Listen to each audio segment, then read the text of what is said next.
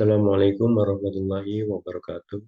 Sebelumnya, perkenalkan nama saya Dimas Wahid Mardianto dengan NPM 221414164. Di sini saya akan mempresentasikan tentang teori kemungkinan dan tes chi-square atau probability theory and chi-square test. Individu yang terbentuk dari hasil perkawinan yang tampak dalam wujud fenotip terbentuk dari kemungkinan-kemungkinan yang ditimbulkan dari pertemuan antara dua gamet yang dimiliki oleh induknya, yaitu gamet jantan dan gamet betina. Dengan mempelajari dan mengetahui teori kemungkinan, maka dapat dilakukan dugaan atau prediksi terhadap hasil yang dimunculkan dari proses perkawinan atau persilangan yang telah dilakukan. Keturunan dari hasil perkawinan atau persilangan dua individu sejenis yang berbeda jenis kelamin tidak dapat dipastikan dengan mudah, tetapi dapat diprediksi atau diduga dengan menggunakan teori peluang yang dihasilkan dari perkawinan tersebut. Oleh karena itu, peranan teori peluang tidak hanya penting dalam ilmu matematika atau statistika, tetapi juga berperan dalam ilmu biologi khususnya pada ilmu genetik, menurut Suryo tahun 2008. Menyatakan bahwa peran teori peluang dalam ilmu genetik berkaitan dengan pemindahan gen dari induk ke gamet, pembuatan sel telur oleh sperma, berkumpulnya kembali gen-gen dalam zigot sehingga dapat terjadi berbagai macam kombinasi. Dalam teori peluang atau kemungkinan yang digunakan untuk mengetahui dan memprediksi hasil yang ditimbulkan akibat dari kegiatan genetik disebut metode chi-square. Metode chi-square adalah cara yang dapat dipakai untuk membandingkan data percobaan yang diperoleh dari hasil persilangan dengan hasil yang diharapkan berdasarkan hipotesis secara teoritis. Metode ini diterapkan dalam suatu tes chi-square. Pemanfaatannya dilakukan untuk menghilangkan keraguan terhadap hasil percobaan persilangan yang dilakukan, apakah merupakan kebetulan ataupun dipengaruhi oleh faktor-faktor lain. Hal ini akan memudahkan peneliti untuk melakukan dugaan sementara terkait hasil yang diharapkan dari proses perkawinan atau persilangan yang dilakukan. Pengujian chi-square berbeda dengan pengujian lain. Dalam pengujian chi-square, terdapat pengujian mutu untuk menguji apakah variabel acak X memiliki distribusi Fx yang dibutuhkan atau tidak. Berdasarkan hal yang telah ditemukan di atas, maka presentasi ini akan membahas lebih lanjut mengenai teori kemungkinan dan tes chi-square yang meliputi pengertian, jenis, prinsip, manfaat, dan penggunaan aplikasi dari teori kemungkinan dan tes chi-square dalam kehidupan sehari-hari pada makhluk hidup.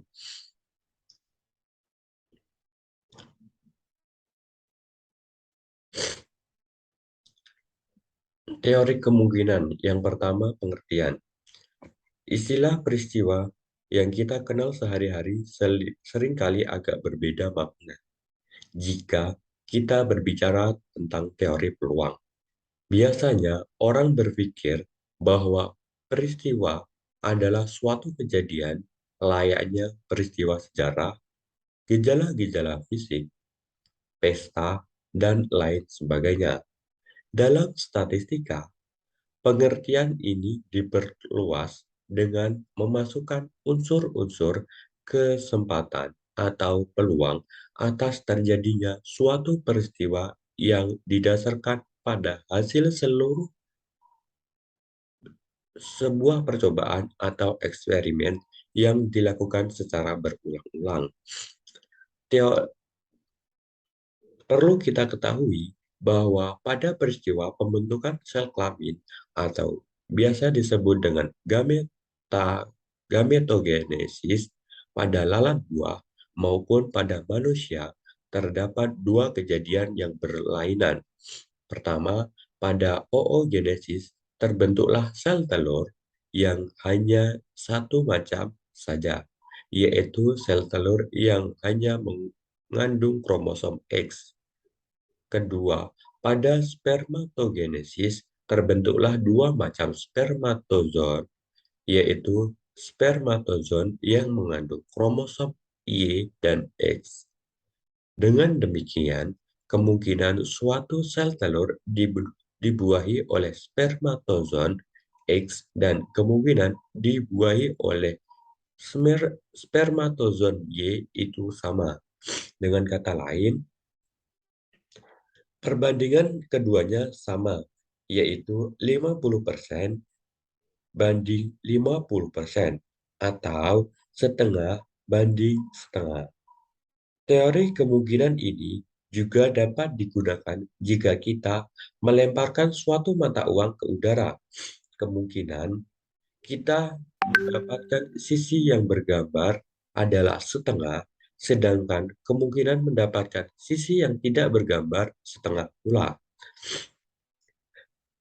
Teori kemungkinan adalah suatu teori yang memprediksi atau meramalkan suatu keadaan yang akan terjadi terkait suatu aktivitas yang akan dilakukan atau dikerjakan.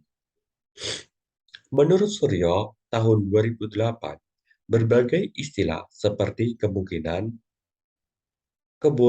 kejadian-kejadian, peluang, dan sebagainya dipergunakan untuk membicarakan peristiwa atau kejadian yang halnya tidak dapat dipastikan.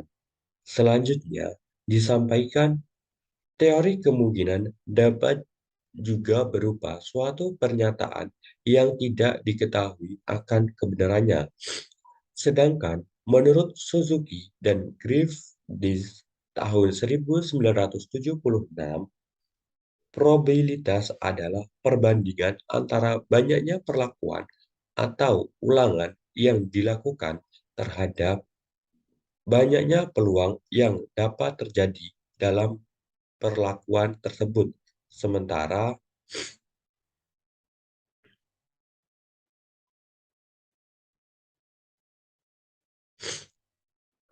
probabilitas adalah perubahan yang terjadi sebagai akibat dari kegiatan atau perlakuan yang diberikan. Selanjutnya, disampaikan bahwa probabilitas dapat dihitung berdasarkan 1. Perbedaan jumlah yang diakibatkan kegiatan yang dilakukan. 2. Jumlah teori kemungkinan yang dapat terjadi akibat dari perlakuan yang diberikan. Disampaikan juga nilai kemungkinan berbeda berada pada angka 0 dan 1. Angka 0 untuk perlakuan yang tidak memberikan dampak, sedangkan angka 1 untuk perlakuan yang menghasilkan dampak. Dan perlakuan tersebut harusnya berjumlah 1.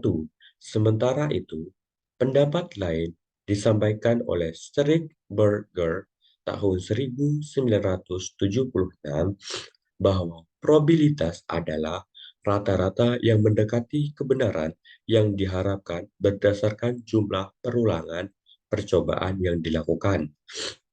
Berdasarkan beberapa pernyataan berkaitan dengan pengertian probabilitas, dapat disimpulkan bahwa probabilitas merupakan teori yang digunakan untuk membuktikan kemungkinan yang akan terlihat sebagai akibat dari perlakuan yang diberikan terhadap subjek penelitian. Nilai probabilitas berkisar pada angka 0 sampai 1. Peristiwa yang pasti terjadi memiliki probabilitas 1, sedangkan peristiwa yang pasti tidak terjadi memiliki probabilitas 0. Tujuan dari teori kemungkinan. Semua teori yang disampaikan atau yang ditemukan oleh peneliti pasti memiliki tujuan. Demikian halnya dengan teori kemungkinan. Menurut Andrian M. R. SRB et al. Tahun 1965. Tujuan mengetahui kemungkinan adalah untuk meningkatkan pemahaman mengenai kualitas penyebaran peristiwa pewarisan sifat yang terjadi dalam perkawinan atau persilangan jenis Jenkins. Persilangan Jenkins 1983 mengemukakan tujuan mempelajari teori kemungkinan adalah untuk membantu pasangan suami istri untuk menghitung atau memprediksi kemungkinan anak mereka di masa yang akan datang apabila mereka memiliki anak. Selain itu, dinyatakan bahwa pengetahuan mengenai teori kemungkinan sangat berguna bagi para konsultan yang menghadapi permasalahan genetik berkaitan dengan kemungkinan keturunan yang akan terjadi apabila terjadi perkawinan atau persilangan. Berdasarkan beberapa pendapat di atas, dapat disimpulkan bahwa tujuan teori kemungkinan adalah agar membuat perkiraan atau memprediksi suatu keadaan yang akan terjadi berdasarkan fakta dan bukti yang dimiliki. 3. Dasar dan aplikasi teori kemungkinan. Penentuan perolehan rasio genetik menurut Stigberg Berger tahun 1976 tergantung dari hukum atau ketentuan mengenai teori kemungkinan yang ada. Selanjutnya dikatakan bahwa hukum atau ketentuan teori kemungkinan terdiri atas dua ketentuan, yaitu satu, ketentuan atau hukum yang berkaitan dengan pengukuran kemungkinan yang akan terjadi dari proses penggabungan dua atau lebih perlakuan bebas yang dapat berkolaborasi atau dapat bergabung atau berinteraksi. Dua, hukum atau ketentuan yang berkaitan dengan kemungkinan yang akan terjadi atau ditimbulkan apabila dua atau lebih perlakuan yang berbeda tidak dapat bergabung atau berkolaborasi. Terdapat 4 cara dalam perlakuan probabilitas, yaitu bujur sangkar-Punnett, teori kemungkinan, rumus binomium, dan rumus multinomium. Keempat cara tersebut adalah sebagai berikut. Yang pertama, bujur sangkar-Punnett. Campbell dan Reich tahun 2008 menjelaskan bujur sangkar-Punnett-Humbert square yang digunakan untuk menentukan kemungkinan dalam keturunan persilangan monohibrid dan dihibrid. Dengan bujur sangkar, Punnett dapat ditunjukkan kemungkinan kombinasi hasil persilangan. Seperti ini contoh bujur sangkar-Punnett yang dijelaskan oleh Campbell tahun 2008. Ini ada contoh persilangan monohibrid dan persilangan dihibrid. Selanjutnya, teori kemungkinan menurut Suryo tahun 2008 membagi teori menjadi 3 kondisi yang berbeda, yaitu teori kemungkinan 1, conditional probability. Besarnya kemungkinan atas terjadinya suatu atau yang diinginkan ialah sama dengan perbandingan antara sesuatu yang diinginkan terhadap keseluruhan. Rumusnya yaitu K dalam kurung X sama dengan X per X plus Y. Keterangannya yaitu Kx sama dengan besarnya kemungkinan dari peristiwa X. X sama dengan peristiwa yang diharapkan. X plus Y sama dengan jumlah seluruh peristiwa yang mungkin terjadi, yaitu peristiwa X dan peristiwa Y. Contoh persilangan albino. Sepasang suami istri mempunyai anak pertama seorang albino. Ketika kita tahu bahwa faktor untuk kealbinoan adalah resesif, maka dari keadaan anak tersebut dapat kita simpulkan bahwa ayah maupun ibu membawa faktor resesif. Jika gen tersebut pigmentasi, kita sebut A, dan gen untuk kealbinoan A kecil. P1 dari ayah. Mempunyai genotip A besar A kecil, dan dari ibu A besar A kecil juga. Kemudian F1-nya didapatkan hasil A besar A besar yang berarti normal, kemudian A besar A kecil yaitu fenotip normal, ketiga yaitu A besar A kecil juga fenotip normal, yang terakhir A kecil yang berarti albino. Masing-masing dengan perbandingan 1:2:1. Dengan demikian, maka kemungkinan anak pertama mereka adalah normal. Dengan rumus K anak pertama normal sama dengan 1/4 per 1/4 ditambah 1/4 ditambah 1/4 ditambah 1/4 sama dengan 1/4 sama dengan 0,5. Jika 0,5 dibuat persentase, maka hasilnya yaitu 25% kemungkinan anak pertama albino. Jika K anak pertama albino sama dengan 1/4 per 1/4 ditambah 1/4 ditambah 1/4 tambah 1/4 sama dengan 1/4 sama dengan 0,5. Atau jika dibuat persentase, maka hasilnya yaitu 25%. Kemungkinan anak pertama fenotip normal.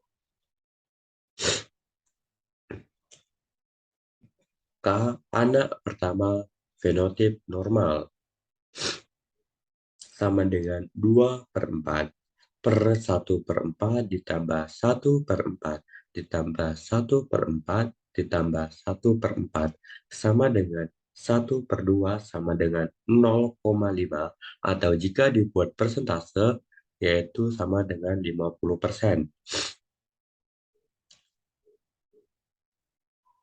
Yang kedua yaitu teori kemungkinan 2 atau role of multiplication.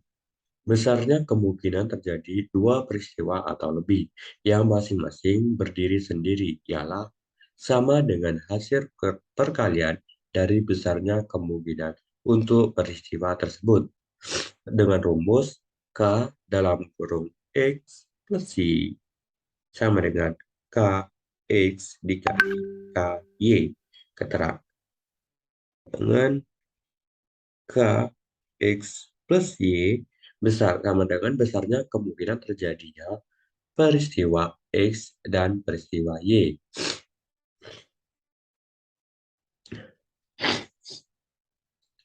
Kx sama dengan besarnya kemungkinan terjadinya peristiwa X. Ky besarnya kemungkinan terjadinya peristiwa Y. Contoh peristiwa buta warna. Keturunan dari ibu yang membawa gen untuk buta warna, sedangkan suami dari ibu tersebut mempunyai penglihatan yang normal. Diketahui P yaitu memiliki rasio X besar dan X kecil disilangkan dengan X besar dan Y besar, sehingga diperoleh F1-nya yaitu X,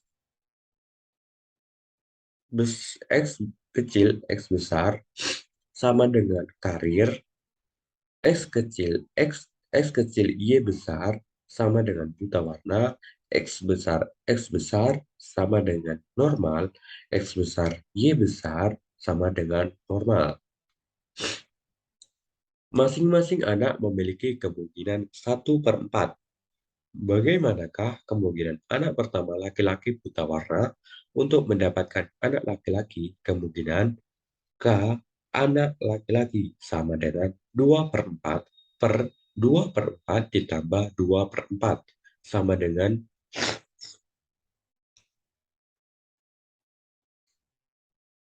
1/2 sama dengan 0,5, atau jika dibuat persen, maka didapatkan hasil 50%.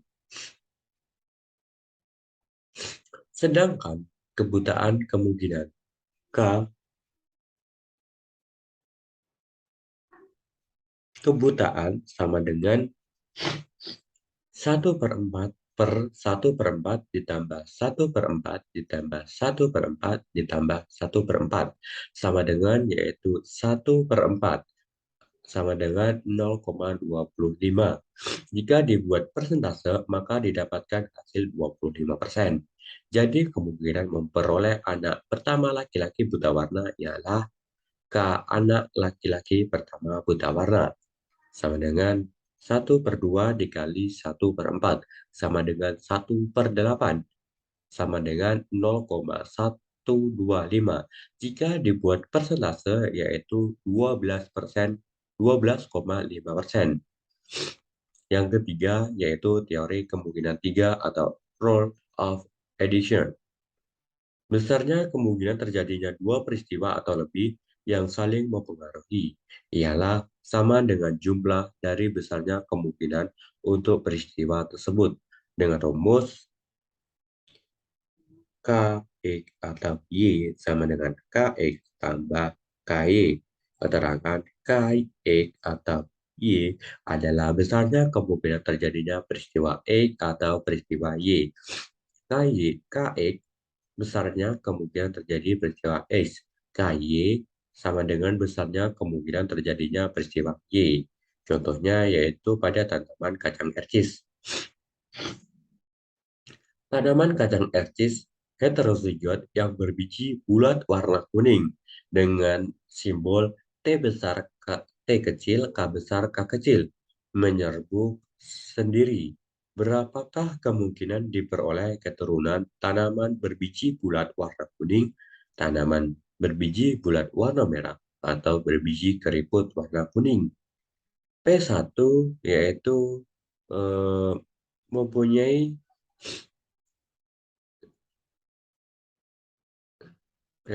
mempunyai simbol yaitu T besar, T kecil, K besar, K kecil disilangkan sesama jenis yaitu T besar, T kecil, K besar, K kecil.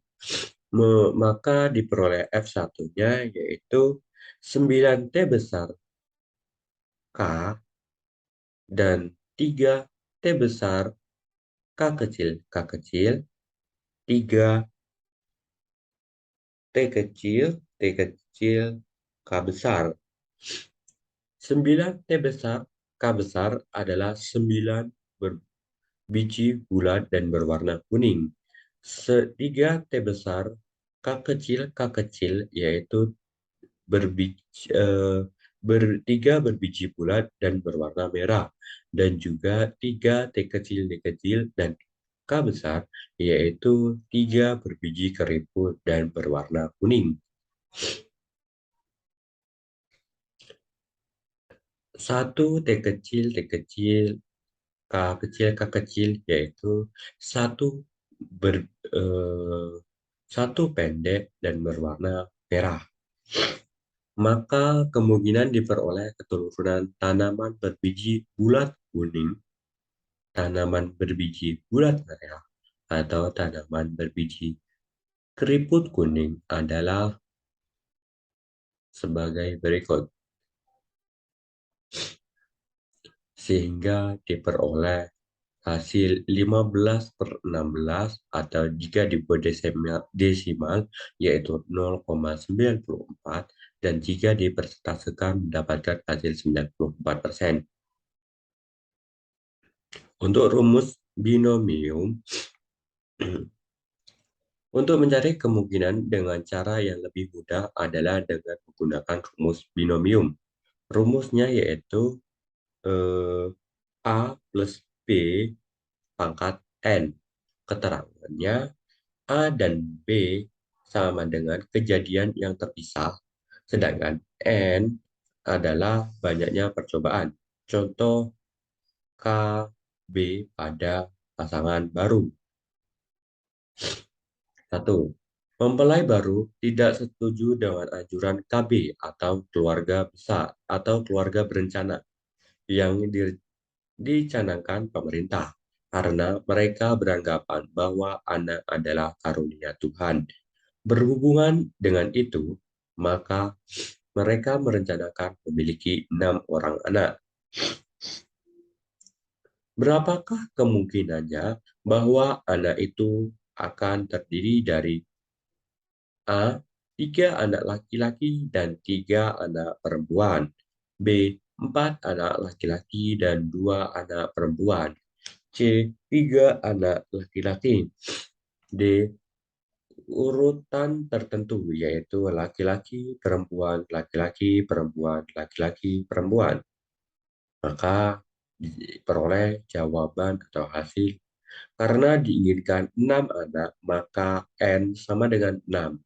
Untuk mencari A plus B pangkat N atau 6 dapat digunakan segitiga Pascal, yaitu seperti ini. A plus B pangkat 1, A plus B pangkat 2, A plus B pangkat 3, A plus B pangkat 4, A plus B pangkat 5, dan A plus B pangkat 6.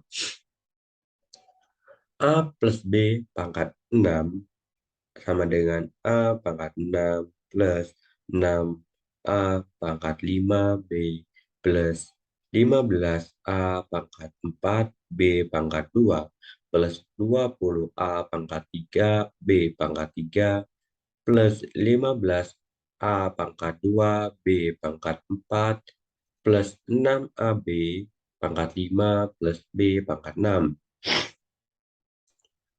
Telah diketahui bahwa kemungkinan lahirnya anak laki-laki dan perempuan adalah sama, yaitu 1/2. Andaikan A. Kemungkinan lahirnya anak laki-laki sama dengan 1/2. B. Kemungkinan lahirnya anak perempuan yaitu 1/2. A. Tiga anak laki-laki, 3 anak perempuan sama dengan 20 A pangkat 3 B pangkat 3 sama dengan 20 1/2 pangkat 3 1/2 pangkat 3 sama dengan 20/64.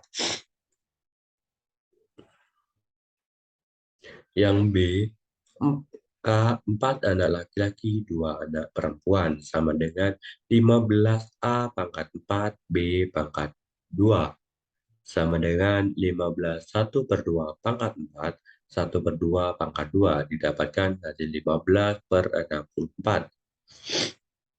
Yang C, K6 anak laki-laki sama dengan A pangkat 6 sama dengan 1/2 pangkat 6 didapatkan hasil 1/64. Yang D, karena diinginkan urutan seks tertentu, maka digunakan teori kemungkinan yang kedua, yaitu dengan mengalihkan kemungkinan dari tiap peristiwa. Jadi, K sama dengan 1/2, 1/2, 1/2, 1/2, 1/2, 1/2, sama dengan 1/64. Rumus Rumus multinominal atau faktorial.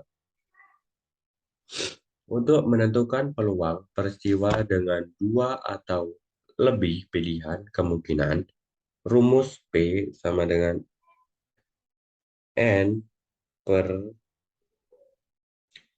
S P Q, P Q T.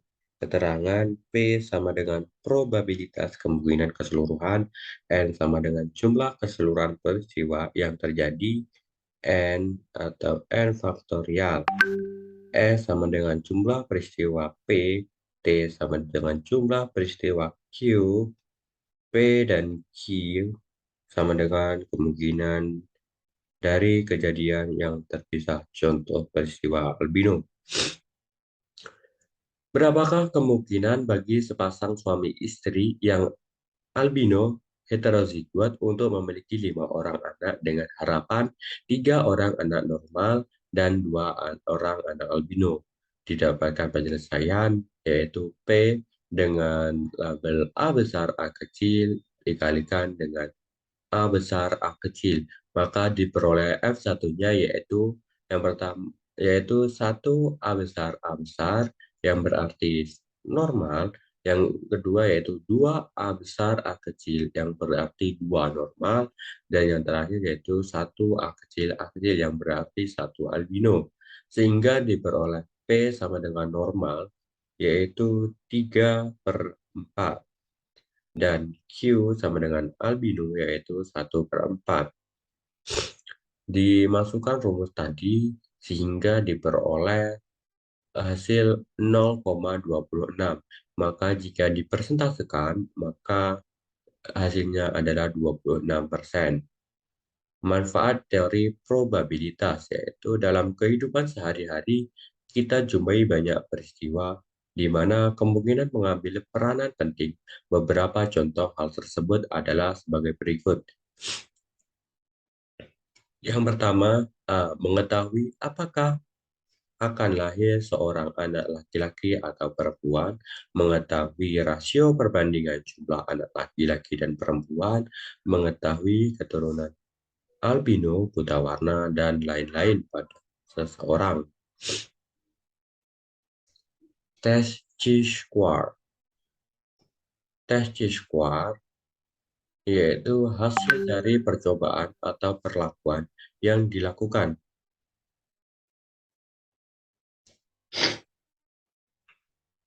Walaupun dapat dilakukan prediksi dengan menggunakan teori kemungkinan, tetapi harus dilakukan pengukuran secara statistik untuk memastikan apakah hasil yang diperoleh sesuai dengan yang diharapkan atau mendekati hasil yang diharapkan.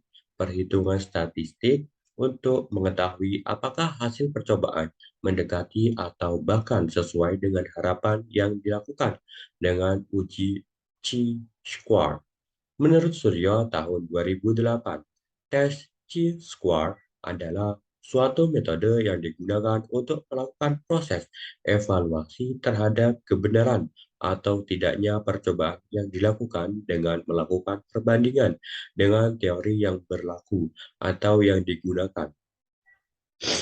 Sedangkan menurut Strindberger tahun 1976, tes Chi-square adalah suatu cara yang dilakukan untuk mengukur dengan melakukan perbandingan antara hasil perlakuan yang terjadi dengan hasil yang diharapkan secara teoritis. Sementara itu, menurut Hartwell, tahun 2011, tes Chi-square adalah tes yang digunakan untuk mengukur perbandingan antara hasil percobaan yang dilakukan dengan hasil yang diperkirakan dari suatu kegiatan. Selanjutnya, disampaikan bahwa tes tersebut dirancang untuk mengulang atau menentukan seberapa besar jumlah sampel yang digunakan dalam percobaan penelitian, memberikan pengaruh terhadap percobaan penelitian. Berdasarkan beberapa pendapat terkait tes Chi-square, dapat disimpulkan bahwa tes Chi-square adalah tes yang dilakukan untuk mengevaluasi antara hasil pengamatan yang dilakukan dengan perkiraan dari hasil percobaan yang diharapkan. Tujuan dari tes chi-square yaitu sama halnya dengan teori probabilitas yang memiliki tujuan penggunaan chi-square juga memiliki tujuan. Hal ini dikemukakan oleh Hartwell tahun 2011. Yang pertama, untuk mengukur pengaruh ukuran sampel yang digunakan terhadap percobaan penelitian. Yang kedua yaitu untuk menolak hipotesis. Yang ketiga yaitu untuk melakukan interpretasi hasil percobaan genetik. Sedangkan menurut Sander dan Bowman tahun 2012, tujuan menggunakan tes chi-square adalah untuk membuat perbandingan yang objektif antara hasil yang diperoleh dalam penelitian atau percobaan dengan perkiraan atau harapan yang diinginkan dalam suatu hipotesis. Sementara itu, menurut Susanto tahun 2011, tujuan penggunaan tes chi-square adalah untuk memberikan penjelasan rasional dan empirik empirik terhadap berbagai penyimpangan yang ditemukan dalam percobaan atau penelitian. Selanjutnya, disampaikan bahwa penggunaan tes chi-square dalam suatu percobaan adalah untuk mengetahui apakah penyimpangan yang ditemukan dalam percobaan masih memenuhi nisbah teoritis atau menyimpang dari nisbah teoritis. Berdasarkan beberapa pandangan tersebut, dapat disimpulkan bahwa penggunaan tes chi-square dalam penelitian mempunyai tujuan untuk memberikan gambaran secara rasional dan empirikal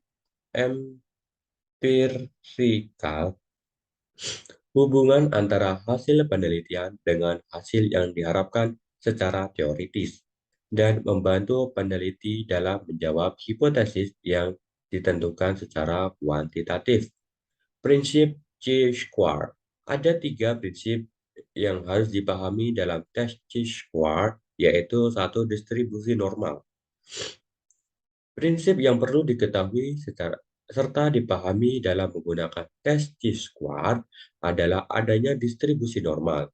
Distribusi normal yang digambarkan dengan kurva distribusi normal memberikan gambaran mengenai posisi serta besarnya hubungan antara hasil percobaan yang dilakukan dengan hasil yang diharapkan dalam percobaan Sanders dan Borman tahun 2012 mengatakan bahwa distribusi normal suatu percobaan atau penelitian meliputi suatu atau semua kemungkinan dari hasil percobaan yang dilakukan. Selanjutnya disampaikan bahwa bagian tertinggi dalam kurva memiliki hasil percobaan dengan tingkat kemungkinan yang tinggi, sedangkan hasil percobaan dengan tingkat kemungkinan yang rendah terletak pada sisi kiri dan kanan kurva. Prinsip statistik.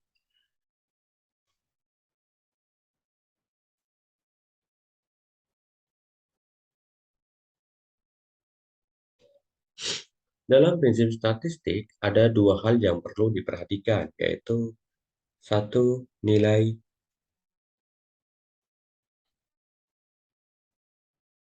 X pangkat 2 itu tergantung pada nilai hasil penggunaan 0, nilai hasil yang diharapkan E, dan deviasi D. Yang B yaitu nilai X pangkat 2 tabel tergantung pada derajat bebas DF pada probability P yang bersangkutan.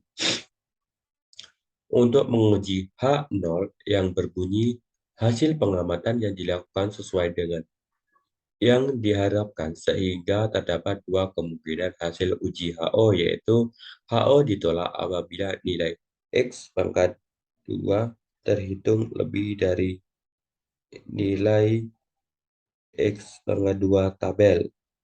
Kesimpulan dari pernyataan ini adalah terdapat faktor lain dari luar yang kebetulan ikut mempengaruhi persilangan, sehingga hasil pengamatan menyimpang dari hasil yang diharapkan. A0 tidak ditolak apabila nilai X pangkat 2 hitung kurang dari sama dengan nilai X pangkat 2 tabel. Kesimpulan dari pernyataan ini adalah penyimpangan hasil pengamatan dari hasil yang diharapkan semata-mata hanya diakibatkan karena faktor kebetulan saja. Derajat bebas.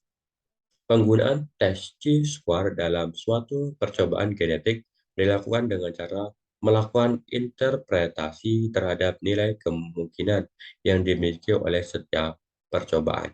Proses interpretasi nilai kemungkinan yang dimiliki oleh setiap percobaan sangat tergantung pada derajat bebas yang dimiliki. Derajat bebas merupakan jumlah dari fenotip yang dihasilkan dalam suatu percobaan dikurangi 1. Rumus dan aplikasi tes chi-square. Rumus yang digunakan chi-square yaitu sebagai berikut ini. X pangkat 2 sama dengan sigma 0 min E pangkat 2 per E. Keterangan D sama dengan divisi atau penyimpangan, yaitu selisih antara nilai pengamatan percobaan dengan nilai yang diharapkan. Teori 0 min E. O min E. O sama dengan observase atau nilai hasil pengamatan atau percobaan. E sama dengan expected atau nilai yang diharapkan dari teori. Sigma atau jumlah. Untuk mengetahui probability, kita menggunakan nilai tabel nilai kritis dari distribusi X pangkat 2 sebagai berikut. Seperti ini tabel yang digunakan untuk rumus dan aplikasi tes chi-square yang bersumber dari PR tahun 2012.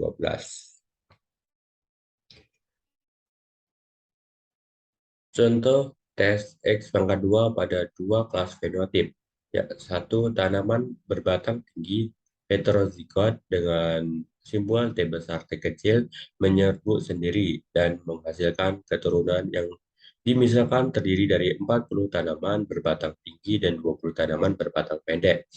Apakah hasil tersebut dapat dipercaya akan kebenarannya? Artinya, apakah sesuai dengan Mendel? Jawabannya yaitu, menurut hukum Mendel, suatu monohibrid dengan simbol T besar T kecil yang menyerbuk sendiri seharusnya menghasilkan keturunan dengan perbandingan fenotip 3 tinggi, 1 pendek. Jadi secara teoritis seharusnya didapatkan 45 tanaman berbatang tinggi dan 15 tanaman berbatang pendek. Diperoleh 0 tinggi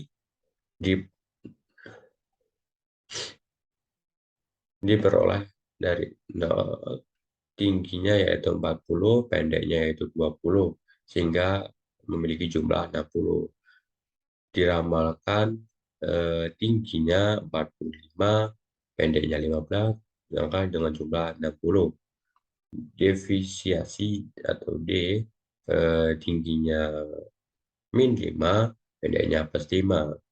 Jadi D pangkat 2 per E sehingga diperoleh tinggi 0,555, pendeknya 1,666. X pangkat 2 min sigma D pangkat 2 per E sama dengan 0,555 ditambah 1,666 sehingga diperoleh 2,221.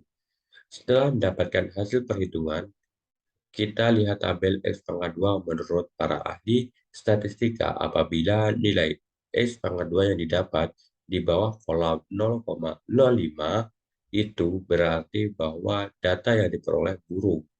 Ini disebabkan karena penyimpangan sangat berarti dan adanya faktor lain di luar faktor kemungkinan berperan di situ. Apabila di bawah kolom 0,01, maka data yang diperoleh buruk sekali. Jika data dianggap baik, apabila nilai X pangkat 2 berada di kolom 0,05 atau di dalam kolom sebelah kiri. X2 sama dengan 2,221, DB sama dengan 2, kurang 1 sama dengan 1, angka angka angka 2,221 terletak di antara 1,07 dan 2,71. Pada tabel X pangkat 2 terletak 0,10 dan 0,30. X hitung lebih besar dari X tabel sama dengan 1,07 min 2,71 lebih besar dari 2,221. Maka hasil percobaan bagus, memenuhi perbandingan 3:1 menurut hukum Mendel. Adanya penyimpangan ini tidak disebabkan oleh faktor kemungkinan, melainkan hanya kebetulan saja. Kesimpulannya yaitu teori probabilitas digunakan untuk membuat kesimpulan yang bersifat kualitatif antara hasil percobaan dengan hasil yang diharapkan. Yang kedua yaitu terdapat 4 cara yang digunakan untuk menentukan probabilitas, yaitu Homer square, teori kemungkinan, rumus binomial, dan rumus multinominal. Yang ketiga yaitu tes chi-square digunakan untuk membuat kesimpulan yang sifatnya kuantitatif antara hasil percobaan dengan hasil yang diharapkan. Yang keempat yaitu dalam penggunaan chi-square ada yang harus diperhatikan, yaitu derajat bebas, prinsip statistik, dan kurva distribusi normal. Terima kasih. Sekian presentasi dari saya. Apabila banyak kekurangan, saya mohon maaf. Saya akhiri. Wabillahi taufiq wal hidayah. Wassalamualaikum warahmatullahi wabarakatuh.